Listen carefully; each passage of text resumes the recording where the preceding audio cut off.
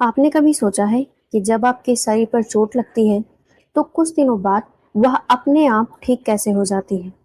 अगर हाथ कट जाए, हड्डी टूट जाए या बुखार आ जाए तो शरीर के अंदर ऐसा कौन सा डॉक्टर बैठा है जो बिना किसी आदेश के सब कुछ ठीक करने लग जाता है।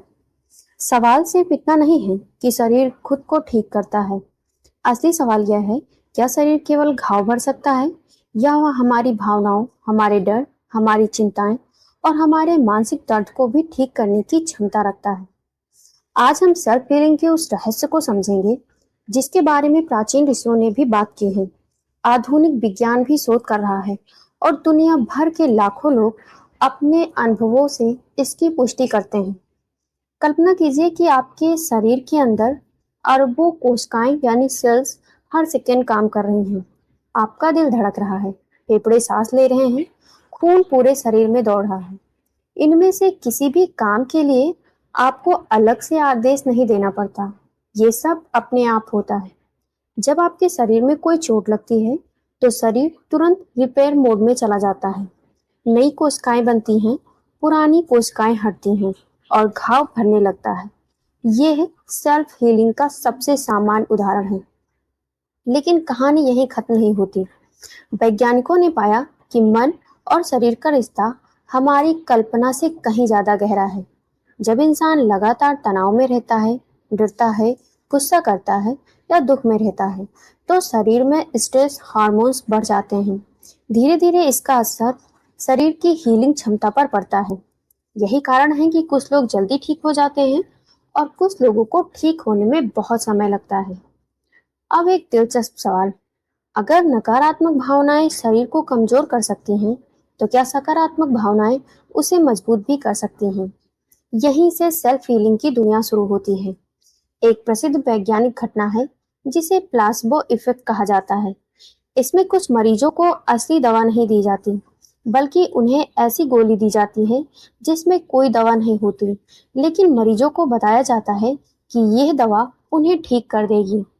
हैरानी की बात यह है कि कई लोगों की स्थिति वास्तव में बेहतर हो जाती है। क्यों? क्योंकि उनका विश्वास शरीर को अलग तरह से प्रतिक्रिया करने के लिए प्रेरित करता है। इसका मतलब ये नहीं कि हर बीमारी केवल सोचने से ठीक हो जाती है, लेकिन यह जरूर बताता है कि हमारा दिमाग शरीर पर गहरा प्रभाव डालता है। प्राचीन भारत में भी यह बात अलग शब्दों में कही गई थी। योग, ध्यान और प्राणायाम केवल आध्यात्मिक अभ्यास नहीं थे। उनका उद्देश्य शरीर और मन को संतुलित करना था। जब मन शांत होता है तो शरीर को हीलिंग के लिए बेहतर वातावरण मिलता है। ध्यान दीजिए, जब आप बहुत ज्यादा चिंतित होते हैं तो आपकी सांसें तेज हो जाती हैं। जब आप शांत होते हैं तो सांसें गहरी हो जाती हैं। सांस और मन का ये संबंध हजारों वर्षों से जाना जाता है। इसलिए ध्यान और गहरी सांस लेने की तकनीकें आज पूरी दुनिया में लोकप्रिय हो रही हैं। अब एक और रहस्य, क्या आपने कभी देखा है कि कुछ लोग बड़ी मुश्किलों के बाद भी मुस्कुराते रहते हैं। कोई दर्द से गुजरते हैं लेकिन टूटते नहीं हैं। ऐसा क्यों? क्योंकि हीलिंग केवल शरीर की नहीं होती, मन की भी होती है। जिस इंसान ने अपने अंदर उम्मीद जिंदा रखी है, उसके अंदर लड़ने की शक्ति बनी रहती है। कई बार बीमारी से पहले इंसान उम्मीद हार जाता है और कई बार उम्मीद ही उसे वापस खड़ा कर देती है। सेल्फ हीलिंग का एक महत्वपूर्ण हिस्सा है भावनात्मक सफाई। हम में से बहुत से लोग वर्षों पुराने दुख, गुस्से, पछतावे और शिकायतों को अपने अंदर दबा कर रखते हैं। बाहर से हम सामान्य दिखते हैं, लेकिन अंदर एक बोझ लेकर चलते हैं। ये बोझ धीरे धीरे हमारे मन और शरीर दोनों को प्रभावित करता है। कई मनोवैज्ञानिक मानते हैं कि लंबे समय तक रहने वाला तनाव शरीर की कई समस्याओं को बढ़ा सकता है। इसलिए हीलिंग का मतलब केवल दवा लेना नहीं है। हीलिंग का मतलब है अपने अंदर जमा हुए बोझ को पहचानना और धीरे धीरे उसे छोड़ना। कभी कभी किसी को माफ करना हीलिंग है, कभी अपनी गलती स्वीकार करना हीलिंग है, कभी अपने मन की बात किसी भरोसेमंद इंसान से कह देना हीलिंग है और कभी केवल खुद को स्वीकार कर लेना हीलिंग है। अब एक क्षण के लिए अपनी आंखें बंद करके सोचिए, अगर आपके शरीर की हर कोशिका आपकी बातें सुन सकती हो तो आप उससे क्या कहेंगे। क्या आप रोज अपने शरीर को कमजोर, थका हुआ और परेशान बताते हैं, या फिर आप उसे मजबूत, स्वस्थ और सक्षम होने का संदेश देते हैं? हो सकता है ये बात साधारण लगे, लेकिन हमारे शब्द और विचार हमारे व्यवहार को प्रभावित करते हैं, और हमारा व्यवहार हमारी सेहत को। सेल्फ हीलिंग कोई जादू नहीं है, यह कोई चमत्कारिक शक्ति भी नहीं है। ये शरीर, मन और जीवन शैली के बीच संतुलन बनाने की प्रक्रिया है। अच्छी नींद, संतुलित भोजन, नियमित व्यायाम, ध्यान, सकारात्मक सोच, भावनात्मक संतुलन, ये सभी मिलकर हीलिंग को समर्थन देते हैं। आज की दुनिया में लोग अक्सर बाहर समाधान खोजते हैं, लेकिन अपने अंदर झांकना भूल जाते हैं। हम हर समस्या का जवाब जवाब बाहर तलाशते हैं, जबकि कभी-कभी शुरुआत अंदर से करनी होती है। इसका मतलब ये नहीं है कि चिकित्सा या डॉक्टरों की आवश्यकता नहीं है। आधुनिक चिकित्सा मानवता की सबसे बड़ी उपलब्धियों में से एक है, लेकिन इसके साथ-साथ अपने मन और शरीर की प्राकृतिक क्षमता को समझना भी जरूरी है। शायद सेल्फ हीलिंग का सबसे बड़ा रहस्य यही है कि शरीर केवल मांस और हड्डियों का ढांचा नहीं है।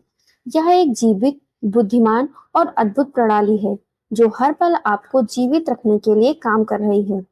जब आप अपने शरीर का सम्मान करते हैं, उसे आराम देते हैं, उसे अच्छा भोजन देते हैं, उसे शांत विचार देते हैं, तो आप उसकी हीलिंग शक्ति को सहयोग देते हैं।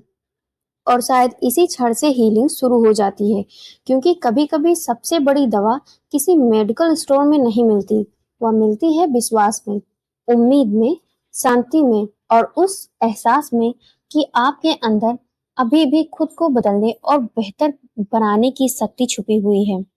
1970 के दशक में डॉक्टरों ने कुछ मरीजों को ऐसी गोली दी जिसमें कोई दवा नहीं थी। मरीजों को बताया गया कि वह बहुत प्रभावी दवा है। कुछ समय बाद कई मरीजों ने बताया कि उन्हें आराम महसूस हो रहा है, दर्द कम हो रहा है और वे पहले से बेहतर महसूस कर रहे हैं। गोली में दवा नहीं थी, लेकिन उनके विश्वास ने शरीर में वास्तविक बदलाव पैदा किए। इस प्रयोग ने वैज्ञानिकों को यह सोचने पर मजबूर कर दिया कि इंसान का दिमाग शरीर को कितना प्रभावित कर सकता है।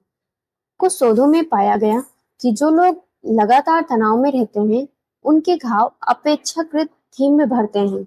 दूसरी ओर जिन लोगों का मानसिक तनाव कम था, उनके शरीर की हीलिंग प्रक्रिया बेहतर थी।